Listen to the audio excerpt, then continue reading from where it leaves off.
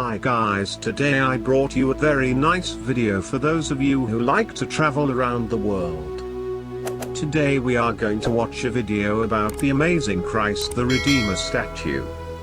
Christ the Redeemer, Portuguese, Cristo Redentor, Standard Brazilian Portuguese, Cristoito, local pronunciation, Cryptic Seteto, is an Art Deco statue of Jesus Christ in Rio de Janeiro, Brazil, created by French sculptor Paul Landhusky and built by Brazilian engineer Heitor da Silva Costa, in collaboration with French engineer Albert Caquet. Romanian sculptor Gheorghe Leonida fashioned the face. Constructed between 1922 and 1931, the statue is 30 meters, 98 feet, high, excluding its 8-meter, 26 feet, pedestal.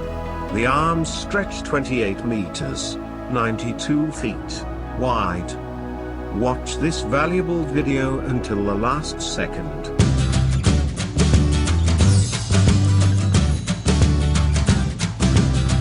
The statue weighs 635 metric tons, 625 long, 700 short tons, and is located at the peak of the 700-meter, 2,300 feet, Corcovado mountain in the Tijuca National Park overlooking the city of Rio de Janeiro. A symbol of Christianity around the world, the statue has also become a cultural icon of both Rio de Janeiro and Brazil and was voted one of the new 7 wonders of the world. It is made of reinforced concrete and soapstone. History.